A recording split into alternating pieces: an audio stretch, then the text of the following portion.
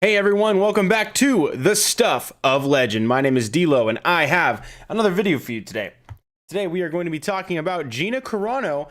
Again, she's been in the news a lot lately, especially because Disney, or Wokeville as it is formally and recently known as, is having to turn around and do what they pretty much have never really done before. I mean, they're actively engaging in an uncanceling. Now, you might say, hey, they kind of did that with James Gunn. The cast kind of came together and signed a giant open letter of, hey, we want him back, and otherwise we're not going to come back to work, that sort of thing. We support him. Well, that didn't really happen, at least not in the public eye. Let me go ahead and switch my screen so I can see you guys. What's up? It's good to be back with you guys. I'm going to try to keep this one short and sweet if I can. Put your comments in the chat if you guys are watching. I really appreciate that. Helps me out a lot.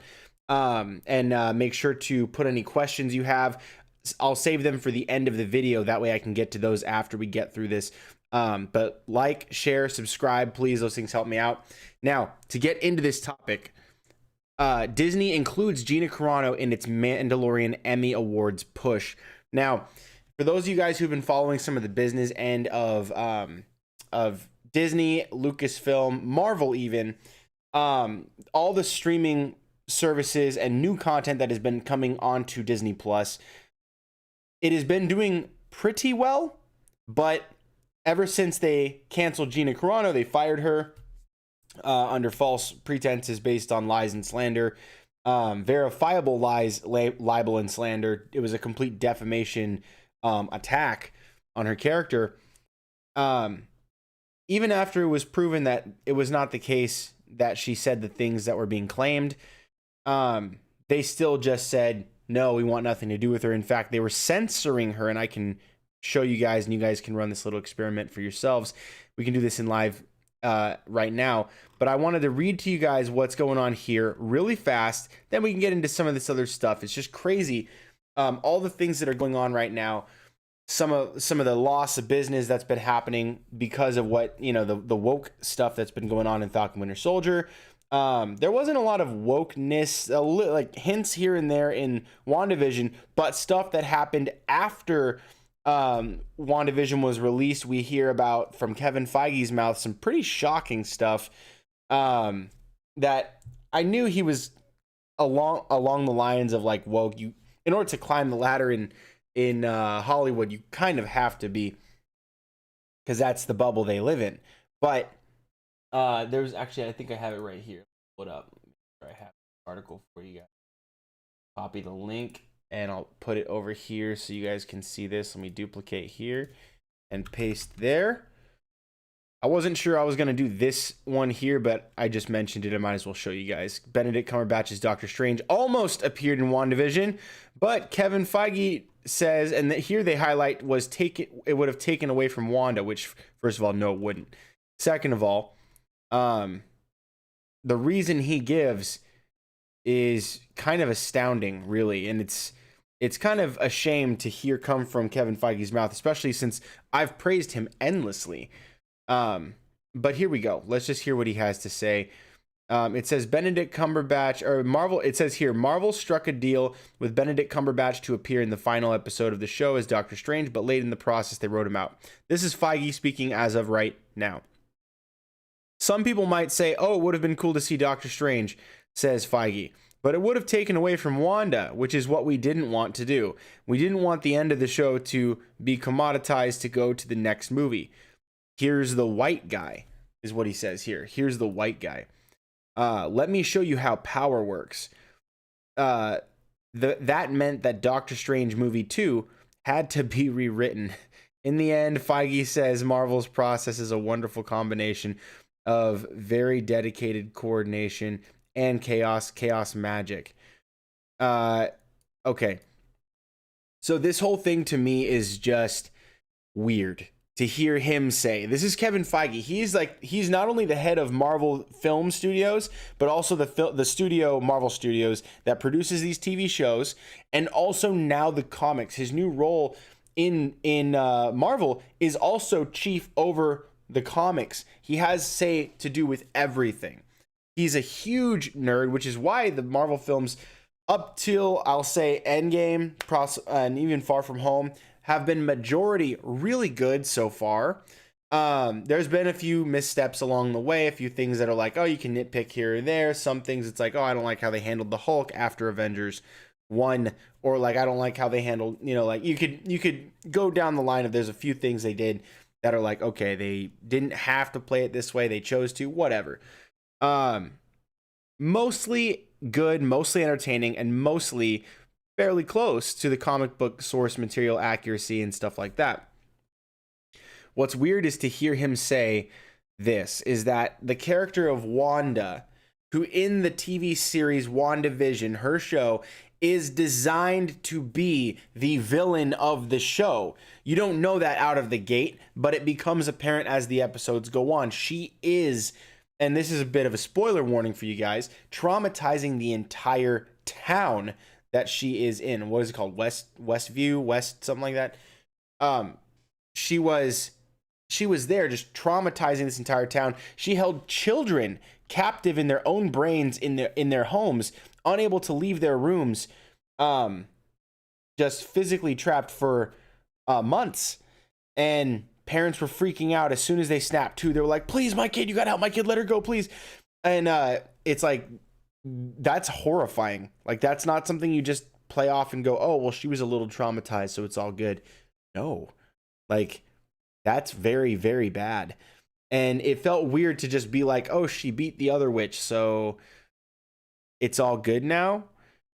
It didn't feel all good. And there was a lot of people who loved WandaVision as a whole. There's a lot of people who loved the first few episodes and didn't really like the last part. Few people liked the reverse. They didn't really like the first few episodes, and they liked it once it turned a little bit more into an MCU project style. I, for one, loved the first few episodes. And then once it got to the last 2 episodes, my enthusiasm kind of dropped out, because that was the direction they were going, was like, yes, she's the bad guy. And I wanted them to lean into that. Yes, she is the bad guy.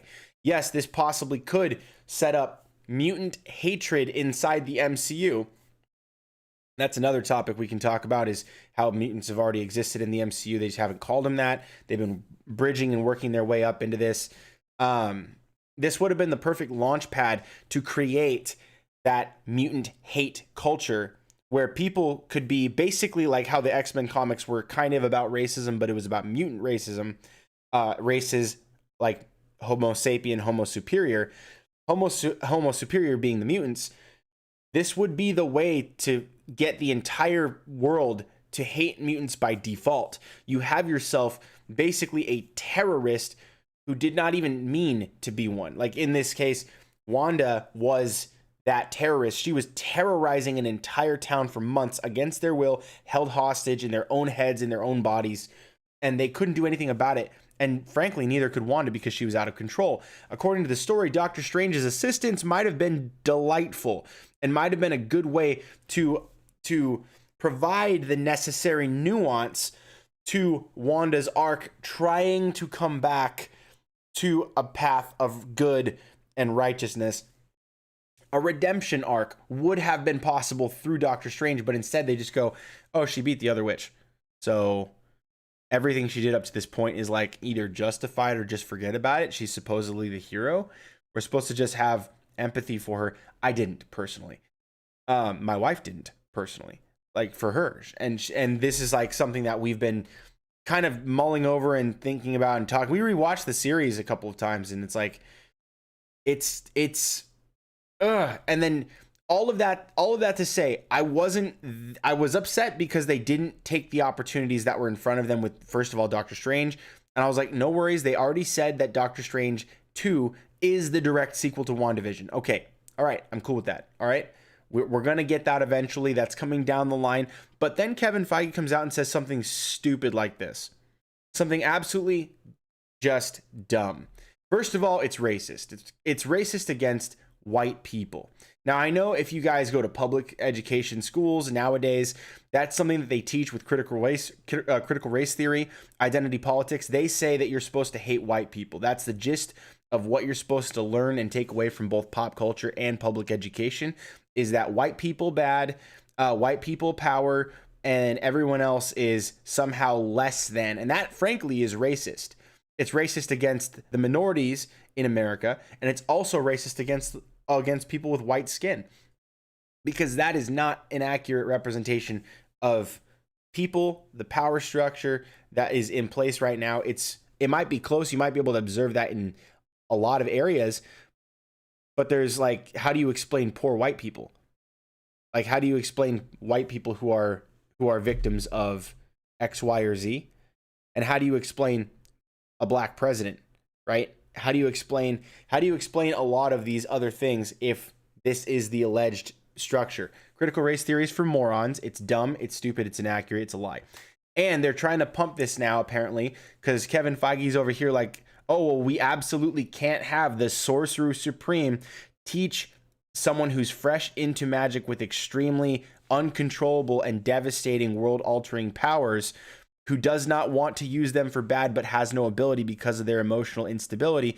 We couldn't possibly have a doctor and a Sorcerer Supreme guide Elizabeth Olsen's Wanda back towards not only sanity but control over her powers through her emotions. We couldn't possibly have mentorship exist inside of the MCU, because that would be awful. That would be against our critical race theory.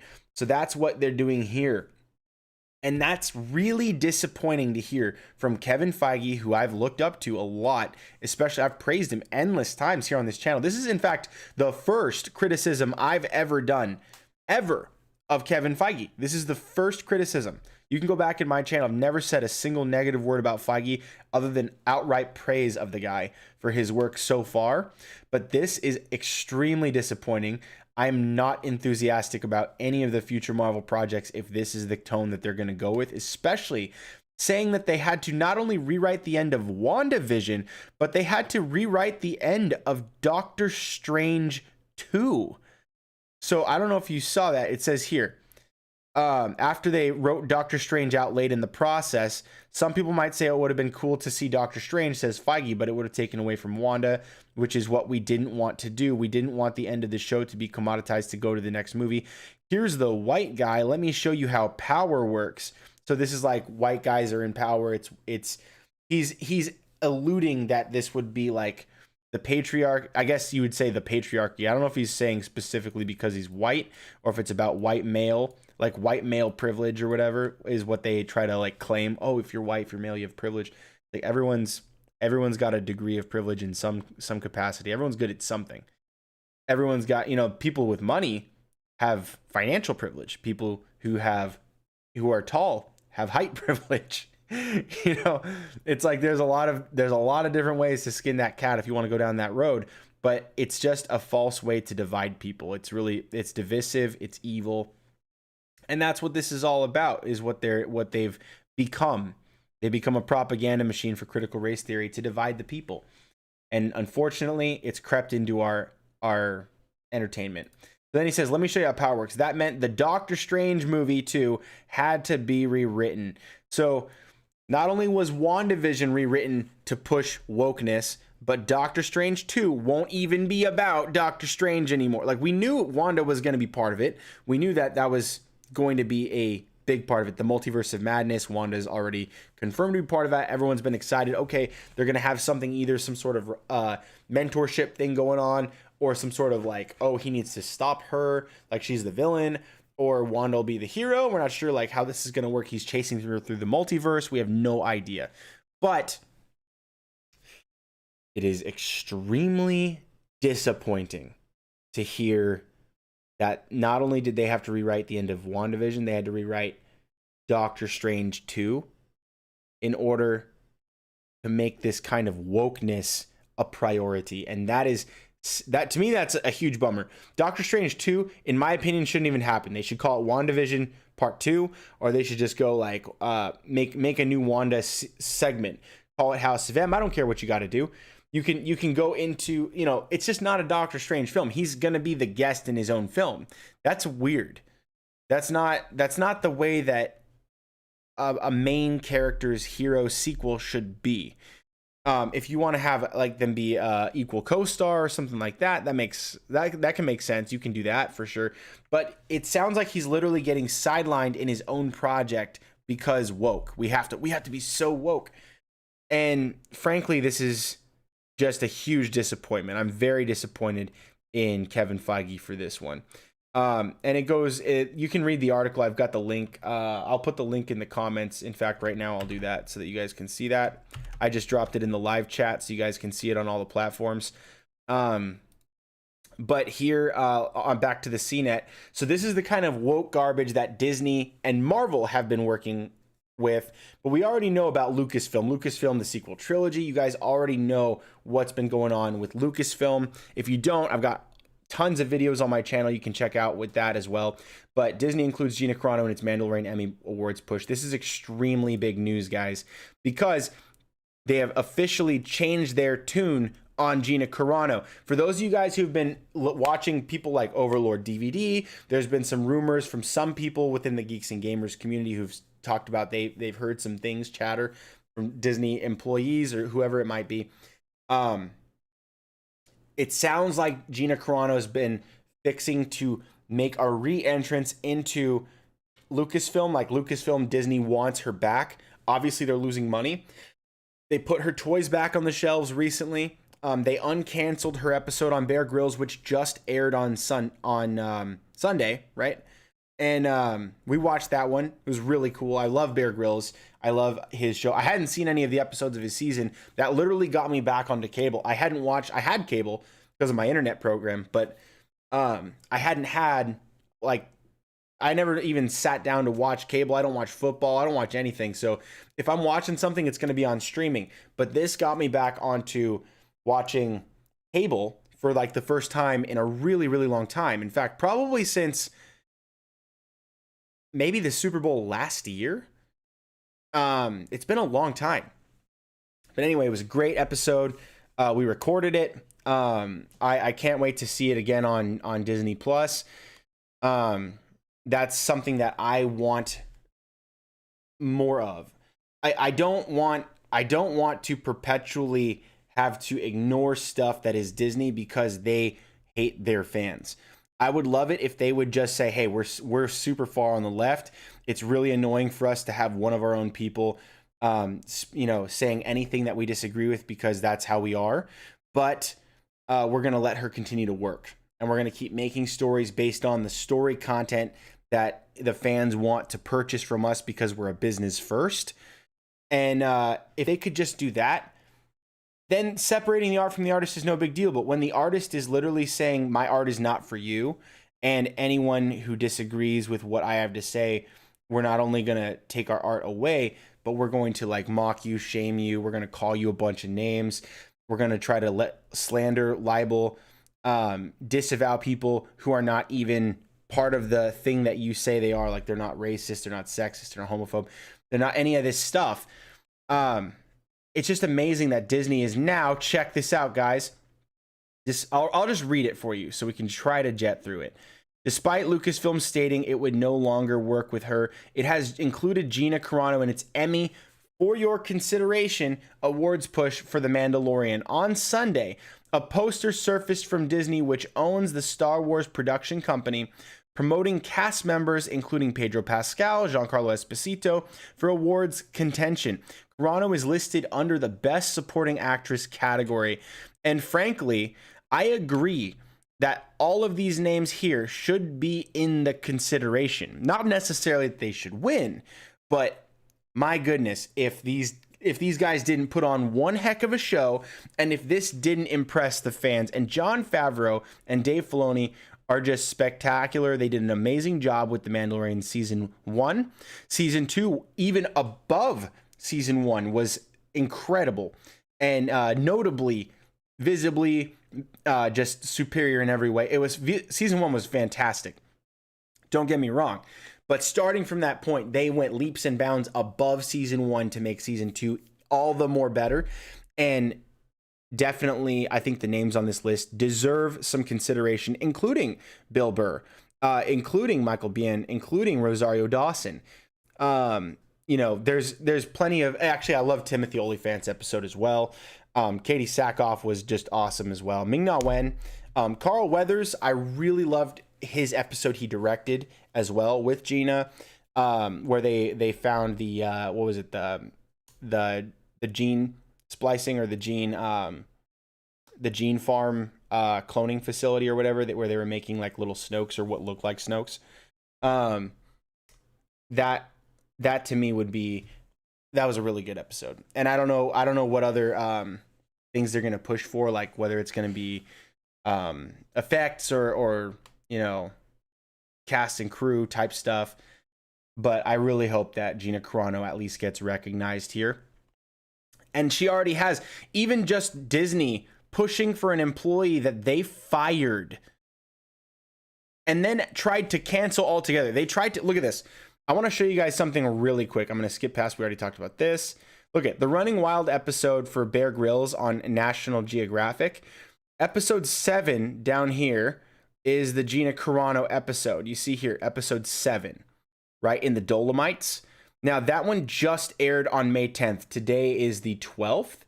And you can see here on the Wikipedia, this is the Wikipedia page. It shows every single guest on the Wikipedia, right? But if you're not on Wikipedia and you're just trying to run a Google search on how to find Gina, let me take you guys through a quick exercise that may or may not surprise you. So her episode is, look at this. I don't know if you guys can see my screen here. I'm going to see if I can actually lower. I'm going to lower my screen so you can see my search here. Check this out. Okay, so Running Wild with Bear Grylls, Season 6, Episode 7. Oops, I'm sorry. The wrong button. Okay, so you see here, Episode 7.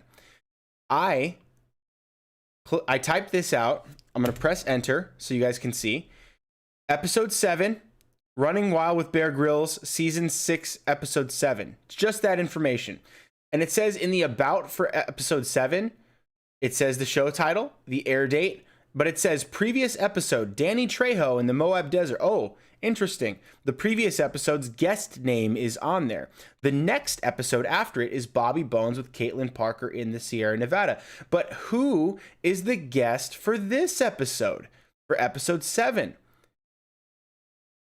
Can you see it? What does it say here? Running Wild with Bear Grylls, Season 6, Episode 7. That's what we're looking for. We're looking for Gina's episode, which is Episode 7.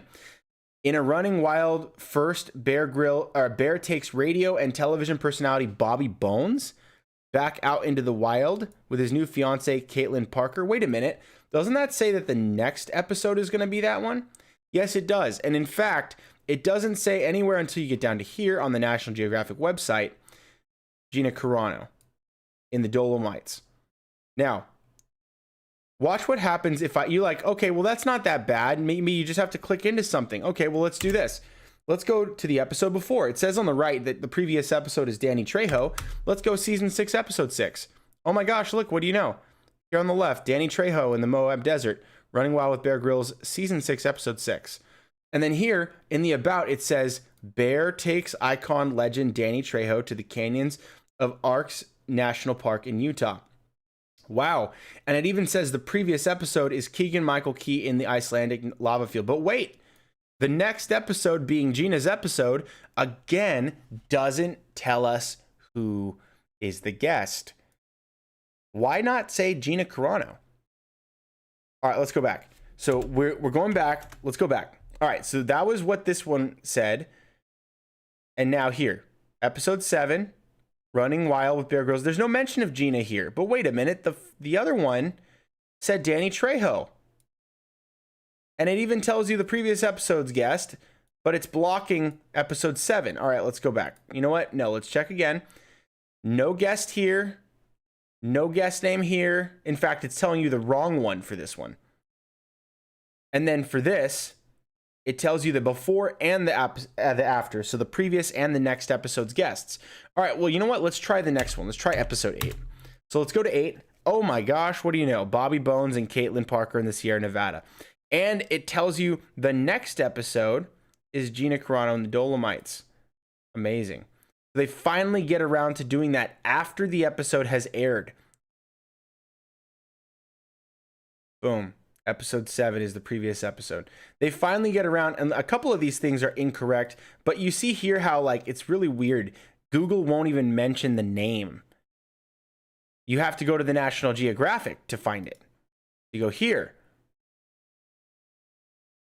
It's really weird. Now, I've got a friend who's in tech. I won't say what he works for or any of that, but he told me, he said, you know what? It's possible it might not actually be Google, because some of the results that you find in Google are in its information given to Google by the provider of the information. So like the website, it could be Nat Geo or it could be Disney providing that information, because Disney owns National Geographic. So if Disney's the one handling that, or if there's a company that Disney works with specifically to get their information to Google, then they could be saying, okay, don't put Gina's name in the episode. And it could have to do with the fact the episode was previously canceled. But again, that speaks to the totalitarian style of business that they operate over at Disney. They're over here like, oh, we're going to cancel people. We don't even want people to know about Gina's episode. We don't want them to know about that at all. Even though the episode's going to air, none of it. We don't want them to know, because Gina is the wrong kind of mind that we want. No, what Disney wants for their people is called Reimagine Tomorrow Disney. And look, they've got brainwashing for their employees. Again, it's critical race theory. Once again, Disney diversity and inclusion program brings criticism and praise. Now, this is a very interesting article to choose. I didn't even read this one. I just clicked on the headline right now. But I had read this from a different source. It's really, really funny to me, because they use critical race theory and they always use terms like diversity and inclusion. But every time they do that, it always focuses entirely on dividing people by their race, by their color. And so to me, it's like you're a hypocrite and a liar. If you're like, oh, we're all about diversity and inclusion, but then you just the very next thing you do is you're like, oh, well, we're only going to hire people that are of a certain color, or we're only going to hire people, or we're going to not hire a certain amount of people of a certain color. It's like you're just segregating again. This is going back to color and not performance. If someone is right for the job, they're going to be able to do the job well. They're going to be able to do it better than the next guy. They're going to merge. They're going to feel right for that job when you go in for that interview, especially if you're like in a position of sales or something like that. You've got to be able to connect with the person. Those things are a big deal. And Disney's over here like pushing all this woke garbage onto everyone because they are interested specifically in brainwashing people with what they call reimagine tomorrow. What they want to do is literally change the minds and the thinking of everyone to bend to critical race theory, which is rooted in Marxism, to divide people and get us to hate each other, which again is exactly what that post Gina had reshared was warning about, was just let's not hate each other for our disagreements. It wasn't about right or left. It was let's not hate each other for our disagreements. And I would encourage everybody to do the same. We can't hate each other for our disagreements. We have to be able to discuss and debate these things, and frankly, call out the things that are very, very dangerous and harmful to not only culture, but like in these companies. Look what it's done. When they go ahead and push this garbage on people, they stop thinking about what people say and they start thinking about what they look like, so they can discern whether or not they should just disregard what you have to say based on how you look. And again, that's racism. So it's weird how they're like, oh, we're pro diversity and inclusion, but all they think about or talk about or care about is the color of your skin. Right? And it's like, I think you don't understand the point of what you're talking about. Like, it's like the Inigo Montoya. He's like, you keep saying diversity and inclusion. I don't think it means what you think it means. You know, it's like, it's a weird inside out, upside down, and backwards thing they've got going on here. So anyways, I don't even know. I'm not going to link this one because I haven't read it, but I just wanted to click on it just to show you guys that it's a thing. Hang on. So let's go. What was the... Yes. I wanted to read this for you. So on a Sunday, poster surfaced from Disney, which owns the Star Wars production company. They listed Gina, blah, blah, blah, blah, blah. And then we go down here. In February, Carano shared a now deleted post on her Instagram story likening being a Republican Party. This is not accurate. In fact, this is completely debunked. This did not happen. So the post that she shared on her Instagram story was not comparing being a Republican today to being a Jew, to being Jewish during the Holocaust. This is an outright lie. In fact, it's specifically designed to make her look or sound bad. What she said was Jews before the Holocaust in World War II were being persecuted by their neighbors because of propaganda that was used against them to make the people hate them for their differences. And that was wrong. And she was saying basically that they were being hated for their physical, superficial differences, like skin, like the things you do, the way you speak. They were being hated for those things. And she said, how is that any different than hating someone for their political or personal beliefs or opinions? And then they ran this lie saying that, oh, she thinks being a Republican today is like being a Jew during the Holocaust. Not at all. That's not what she said, and you know it. Liars. Verifiable liars.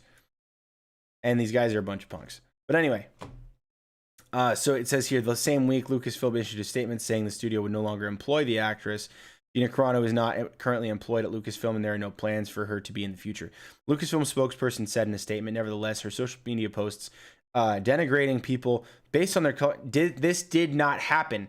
100% did not happen. Verifiable. And she never denigrated. In fact, she was being sympathetic to the Jews before the Holocaust and during the Holocaust by saying it was a tragedy that people were turned against them for their differences, and that we shouldn't do that, and we shouldn't let ourselves go in that direction, hating each other for our differences. We should not do that. She was speaking against that. And she made that very, very clear. She even followed it up with comments and posts about that, just letting people know, you guys are obviously taking me out of context on purpose. And of course they were. And that's what all the news and all the media were doing, social media. And frankly, it's disgusting to watch companies that give so little concern about their employees that they would fire someone based on rumors without actually talking to the employee, letting them know, hey, even if you are going to fire someone because it's causing a stir, even if you're going to do that, have the guts to sit face to face with someone and tell them to their face that you're letting them go. And why? Because that is the right thing to do. Not to tell the media like some gossiping snakes lies and then have the news run with the lies so that Twitter hears about it and then Twitter tells the employee you have since axed. To me, that's disgusting. That's low and it's sickening. But the whole point of this article is that after all this happened and after they acknowledge they have no ties to her, they are not employing her anymore. They've severed all ties. They even took all of her toys out of circulation, out of manufacturing. They took them all off the shelves. They were even trying to delay some, what was it? It was a book or something. It was a book that was about the Mandalorian or something. And that one they delayed so that they could try to keep Gina out of anything published by Lucas. They wanted to get Cara Dune scrubbed from the Mandalorian. Well, the fans pushed back. We all pushed back. And guess what? She stood her ground, and she was poised, and she was kind, and she was just honest about her feelings and what she said and the whole situation.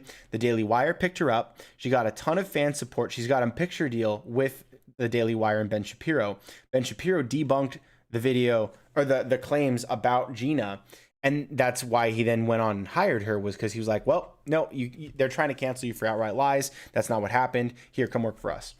And everyone just rallied around her. She's got more support now than ever. And Disney has less support in their modern era of streaming than they have since pretty much the launch of Mandalorian season 1.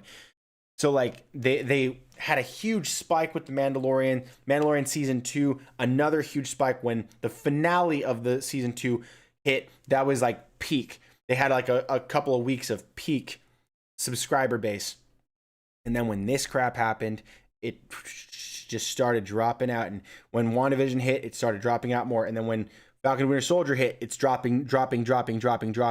Because they keep going woke and they're gonna get broke. That's the whole bottom line, is they're getting to that point. Disney is still a giant, still a behemoth, but they understand the loss of dollars. And they do not want that. They do not want to continue bleeding dollars for this. So I think they're going to probably take an intellectual or pride loss, a loss to their egos, but a huge win for dollars, for the fans, for Gina. And it looks like they're showing a little bit of support here for Gina. Disney includes Gina Carano in its Mandalorian Emmy Awards push. And the reason why I showed the Bear Grylls thing is because they canceled the episode and then had to bring it back because the fans probably, I would be willing to bet there was a lawsuit in the background. I don't know that as a fact. Please don't quote me on that. But I bet you, personally, my opinion, my theory is that there was a lawsuit in the background. Either someone at Nat Geo or Bear Grylls himself or somebody went to bat for Gina and was like, we already shot this episode. We already spent a buttload to go to the Dolomites and shoot this thing. We're paying film crew and blah, blah, blah. No, we got to get this episode out. And it's going to make money because there's a huge fan base. Just do it. I'm guessing that's what happened. And Gina's episode got to air. And now Disney is themselves pushing in their campaign poster, for your consideration, lead actor Pedro Pascal, supporting actor Giancarlo Esposito, Tamara Morrison, supporting actress Gina Carano, and then the guest actor all down the list. Another amazing list of guest actors. But Gina, again, in the supporting actress. And my goodness, does that feel good. So if you guys like that, make sure to voice it, tweet it. The tweet that was going around for Gina and her episode on Nat Geo is Gina Gone Wild, hashtag Gina Gone Wild. There's also, I forgot to show you guys this. This is the side-by-side I found on my phone. So if you guys wanted to see this, it shows episode 6, episode 7, and episode 8. There's names for 6, names for 8, and no Gina name for episode 7. So you can see the censorship going on here, at least from either Google or whoever put the information forward for Google to show results for, if that is the way that it works with Google. I don't know that it is, but it either looks bad for Google or it looks bad for Disney. Both ways it looks bad for Disney. It might be Nat Geo, but I don't think so, because they would be the ones taking the direct financial loss. So, to me, I think it's probably that way. If you guys have a second before you take off, and before I just get to the comments really quick, because I do have to get going right now. I'm probably not going to be able to get to all these comments. Daniel's Hot Topics is lighting me up, which is great. But it says NCAA nominate Gina Carano for the Woman of the Year. Please, if you haven't already, go to the link in my description of this video, wherever you're watching, and just click the link. It's going to be really helpful for me. It's going to be really helpful. If you guys want to see Gina Carano get named for Woman of the Year, please do so. I would really appreciate if you guys did click on that.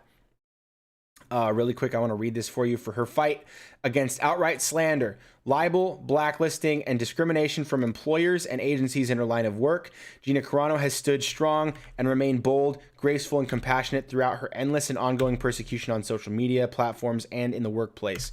She has shown a strong dedication to speaking only what she truly believes and feels, and did not back down to one of the most terrible single target, organized defamations and cyberbullying attacks our world has ever seen. Unfortunately, I believe the once noble Woman of the Year award has been made into a mockery in recent years, with candidates and winners only needing to identify as women and only needing to do so for less than a 12-month period of time prior to the award being given. For her courage and bravery and shining example of strength and femininity, I believe there is no better choice for the 2021 for the Woman of the Year award than Gina Carano.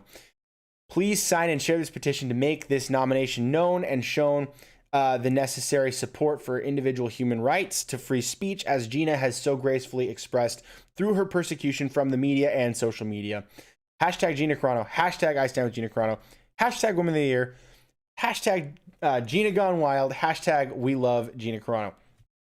And thank you. So if you guys can, please click on the link and then click down here to promote, or you can share, promote, however you guys can support this. I would like to get to 100 signatures so that we can get to the next level of support and get this thing going. I really appreciate that. And again, if you want to support my channel, please click, again, link in the description, to my TeePublic, where you can check out Gina Carano, This Is the Way, I Stand with Gina Carano, and Fire Kathleen Kennedy t-shirts. I've got a bunch of other artistic designs I've made and done. You can check those out. But also, if you guys want to just take a closer look, if you want to get one for yourself mailed directly to your door, male or female t-shirts, you can absolutely do that. You just click on the thing you want, the gender, the style. There's tons of different styles of shirt sizes.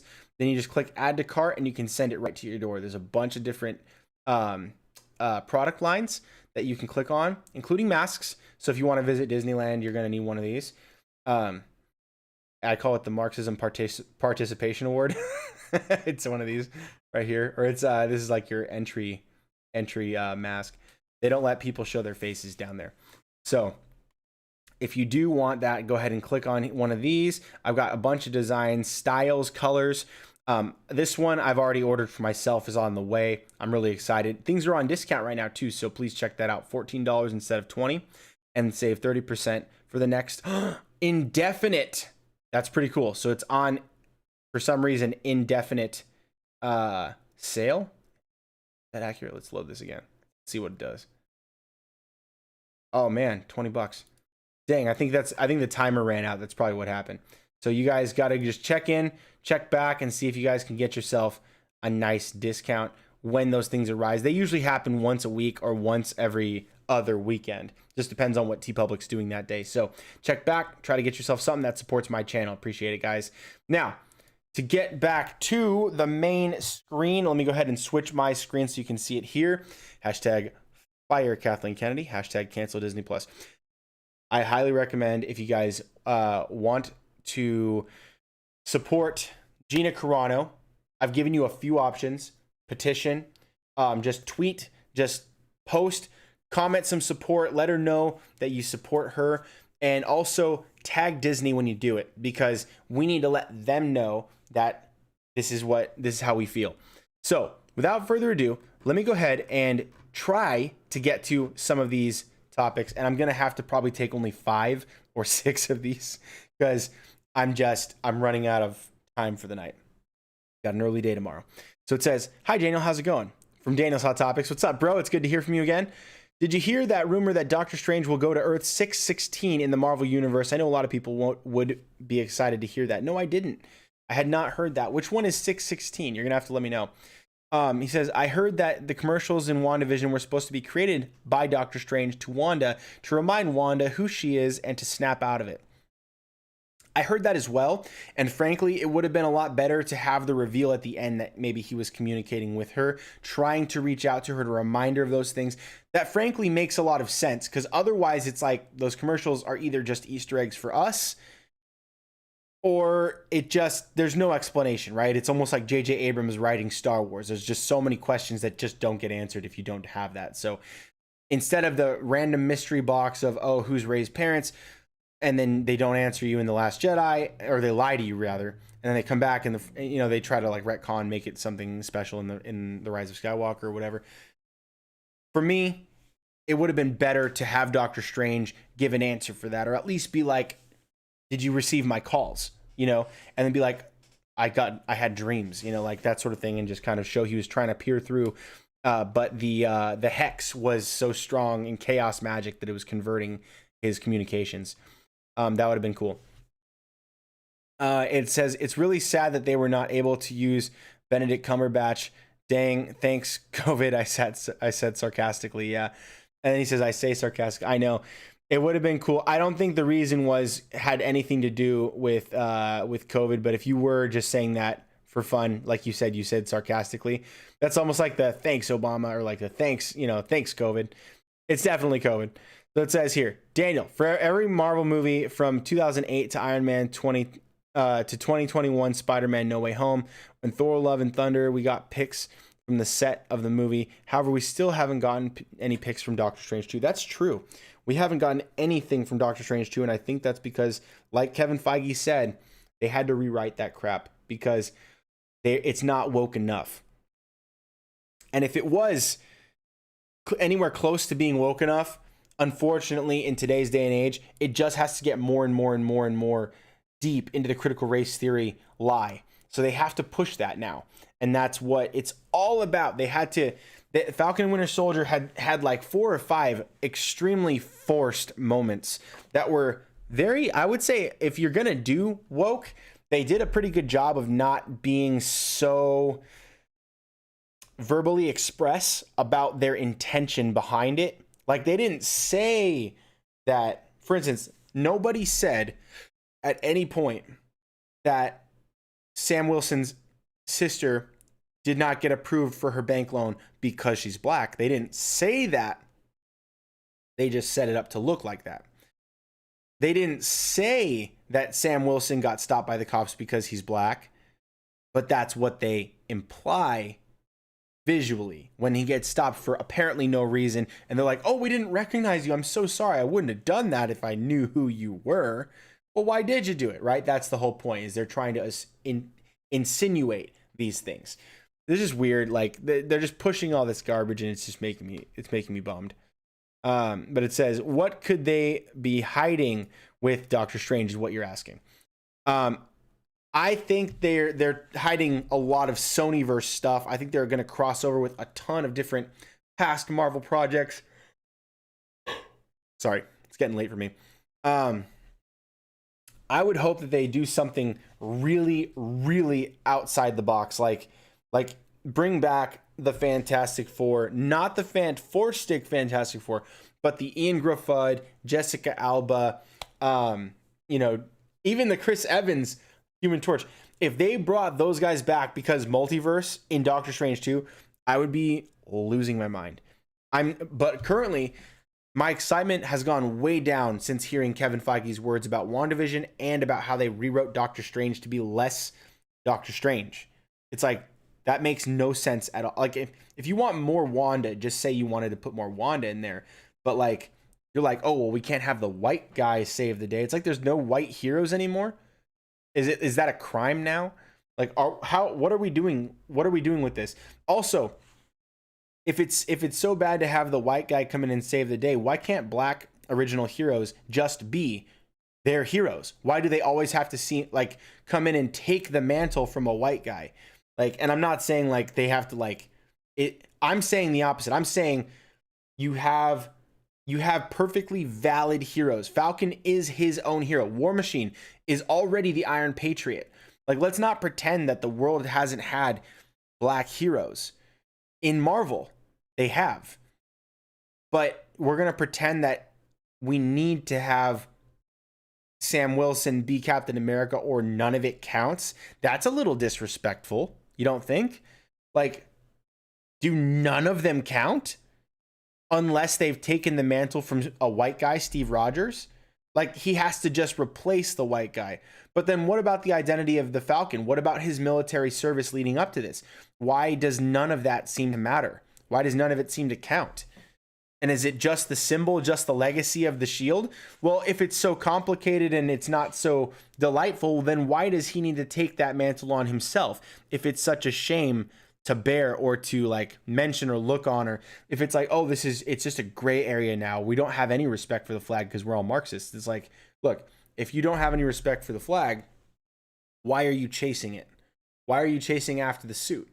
So it's just so much of this stuff that's like shoved into the story because they have to hit these critical race theory boxes. They have to hit these ticks. And Young Ripa, you guys probably have seen his channel. He's a beast. This guy was one of the first people to wake me up to critical race theory and be like, oh my gosh, like you're right. That's why everyone's saying all the same stuff. It's the same theory that everyone has about people and humanity, but it's a crock of poodoo, bantha poodoo, and it's just so funny. But Young Ripa says it best, is like, if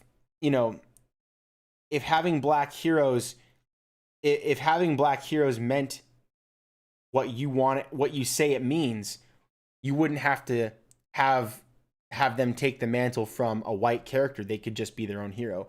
Like they already are. We already have black heroes that have been unused for forever.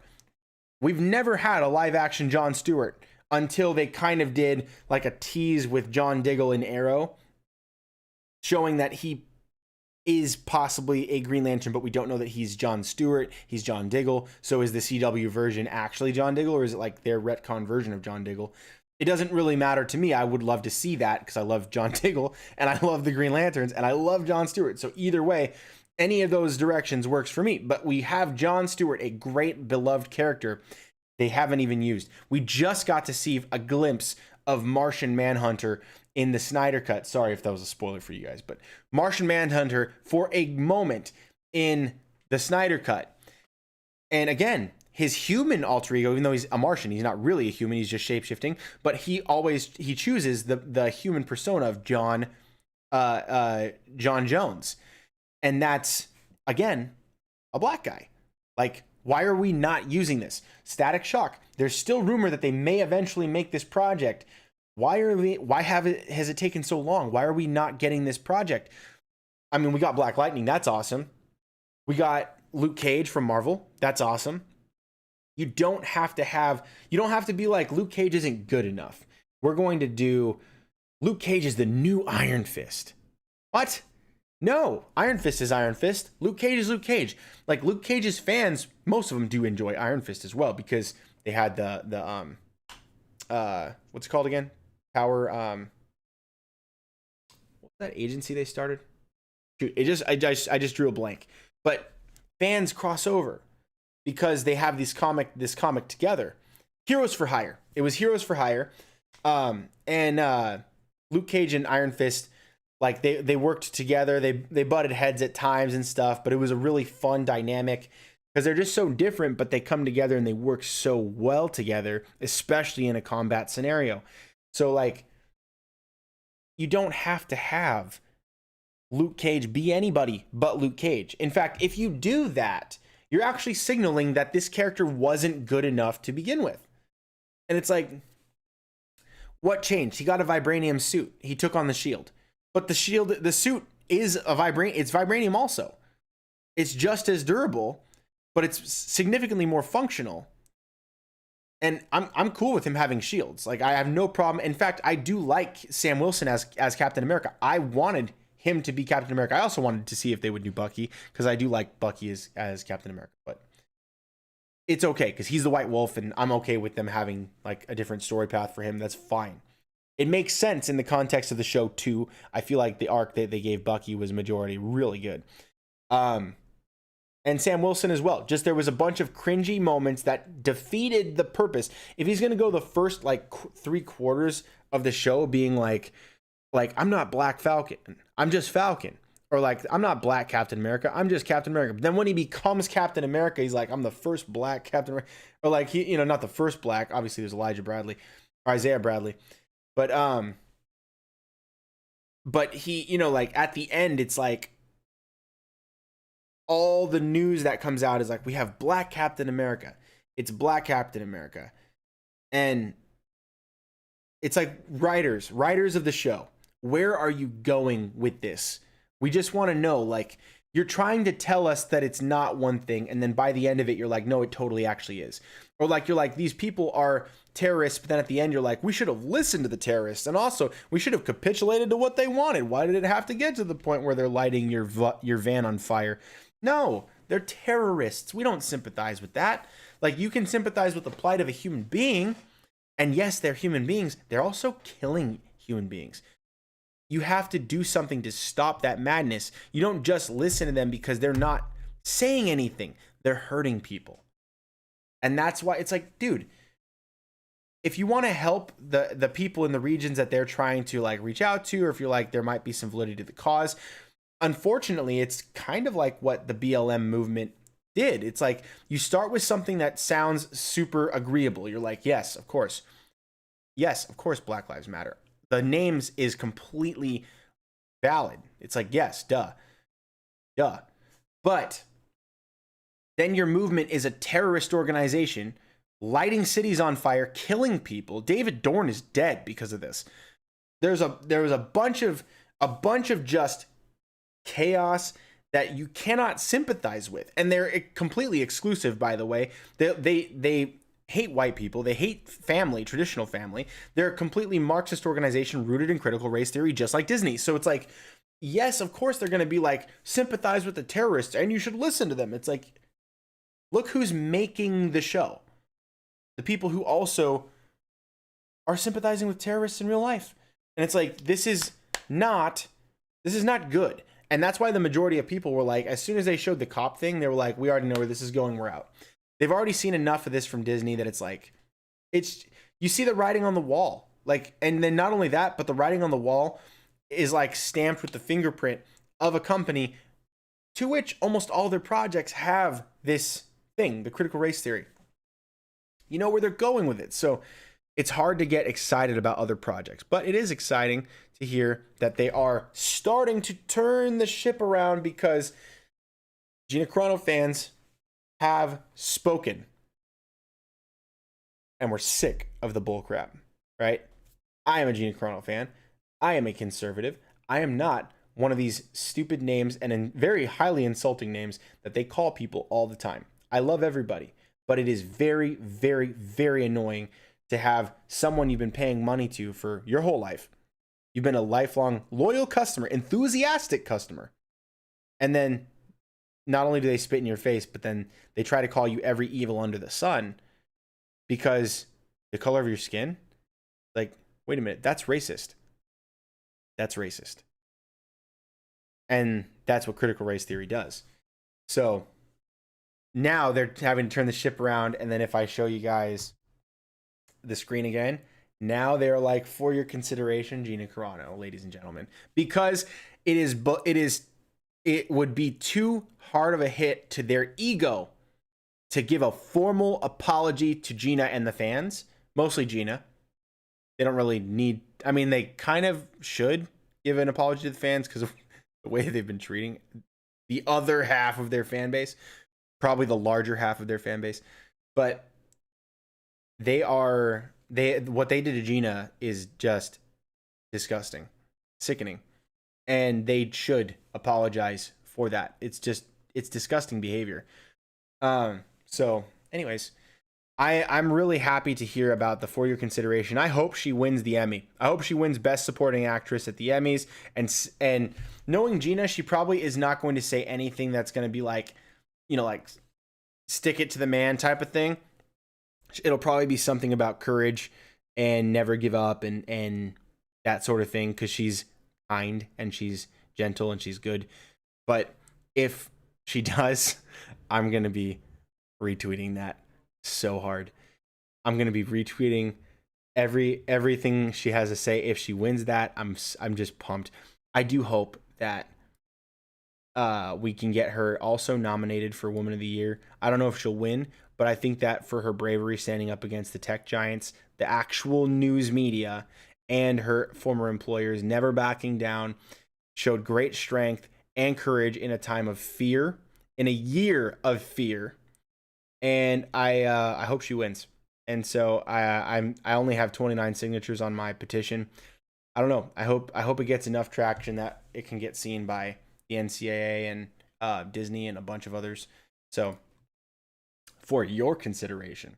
Anyways, guys, I'm going to have to cut it. I'm sorry. I know you've put a ton more comments in here. I really wish I could get to these. I'm going to copy them. Let me see if I can get to your stuff here. All right, I'm going to copy all this. Copied. I'm going to put it here. I'm going to paste it Wait. Okay, I pasted it. That way I have it in a log. All right, and I'm gonna have to get back to that at another point. Maybe I'll just do a hangout video where I can go over some of the questions and stuff that you've shared. But thank you guys so much for watching this video. If you guys want to support my channel, leave a comment so that the YouTube algorithm and the other algorithms know that engagement is happening on this channel. I really appreciate when you guys do that. Daniel's Hot Topics is always sending me stuff in the comments, in the live chat here, but also in the comments. I always hit him up when I get a chance at, like, if I get a break at work or at night when I'm home. I really appreciate that interaction. Like this video for me, that helps me out, and subscribe to the channel if you haven't already, and turn on notifications so that you don't miss a single video. I really appreciate it, and I can't wait to get you guys some more content and talk more about a lot of the other stuff going on right now in the industry, and especially with Gina Carano has been getting really, really interesting to see a mega giant company, one of the largest companies in the world, having to change its tune because of their leftist, Marxist ideology and critical race theory propaganda. There's a lot more that I didn't cover tonight that I will be covering very, very soon. So stay tuned for more right here on The Stuff of Legend.